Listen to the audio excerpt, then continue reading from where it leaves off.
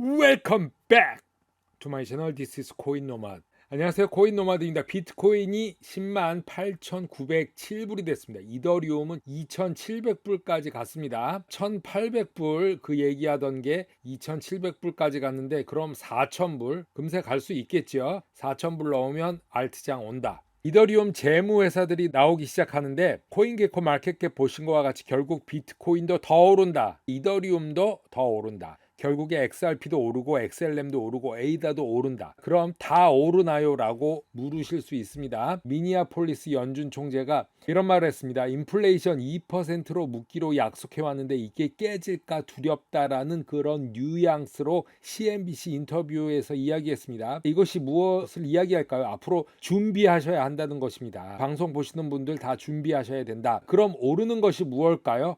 부동산 오릅니다. 비트코인 오르고 자동차값 오릅니다. 금값 오르고 은도 오릅니다. 장담합니다. 반찬값도 오르고 김밥도 오릅니다. 우리 월급만 빼고 다 오릅니다. 이게 정답입니다. 이것이 바로 하이퍼 인플레이션이라고 말하는 것입니다. 제 방송 보시는 분들은 저와 함께 최대한 오래 버티셨으면 좋겠습니다. 그런 마음으로 4년 전 방송을 시작했고요. 버티는 사람이 강한 사람이 되는 것이다. 비트코인 재무회사들은 계속 생겨나고 있는데 이제는 이더리움 재무회사가 생겨났습니다. 크립토 지갑 개발사인 컨센서스와 샤프링크 게이밍 이 두 회사의 CEO인 조셉 루비는 이더리움 4억 8천만 달러를 매수하고 이것을 바탕으로 이더리움 트레저리, 이더리움 금고를 만들 것을 발표를 했습니다. 이더리움 매수를 위해서 주식 7천만 주 가까이 매각했다고 하는데 오히려 샤프링크 주식이 급등하는 현상까지 일어났다고 합니다. 샤프링크는 3불도 안 되는 주식이 일주일 만에 9배 상승하는 일이 발생했는데 조셉 루빈 CEO는 컨센서스와 샤프링크 두 회사는 이더리움 트레저리 전략을 모색하고 개발하고 핵심 사업 분야에서 전략적으로 협력해 나갈 것이다 라고 발표를 했습니다. 반면에 비트코인 재무회사는 마이클 세일러의 스트래터지사가 대표적입니다. 우리가 잘 아는 게임스탑 GME가 비트코인을 대차 대조표에 추가함으로써 또 다른 비트코인 재무회사로 재탄생한다 라고 발표를 했습니다. 비트코인 4,710개를 매수함으로써 이제 상장 기업으로는 13위의 비트코인 보유 회사가 되었습니다. 제일 많이 보유한 기업은 역시 스트래터지사이며 58,250개를 보유하고 있는 것으로 알려졌습니다. 이 게임스탑의 이사회가 주주 가치를 극대화하기 위해서 비트코인을 매수했으며 게임스탑 전략의 일환으로 주주 투표 2달 만에 긴급으로 비트코인 매수에 들어갔다. 라고 말하고 있는데 2달 전 투표에서 게임스탑은 투자 정책 개정의 일환으로서 스테이블 코인과 함께 비트코인을 재무 준비 자산으로 승인했으며 회사의 투자 포트폴리오 다각화를 위한 것이다. 라고 발표를 했습니다. 비트코인 가격은 정하지 않았으며 언제든지 매도할 수 있다라는 조항을 넣고 있습니다.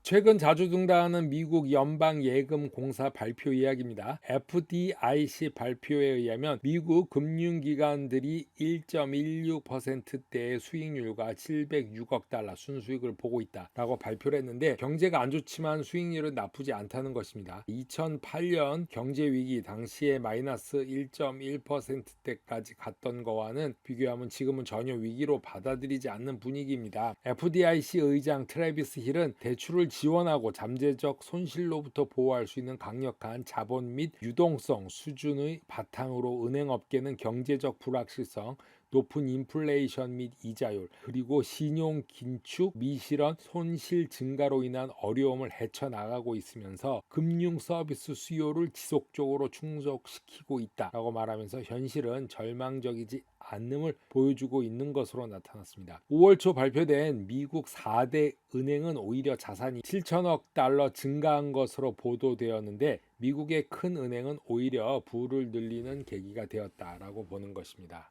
CNBC 인터뷰에서 미니아폴리스 지역 연준 총재인 닐 카시카리가 지금 중소기업과 대기업들이 경제 침체 위협이 커져 있는 상태다라고 언급을 했습니다.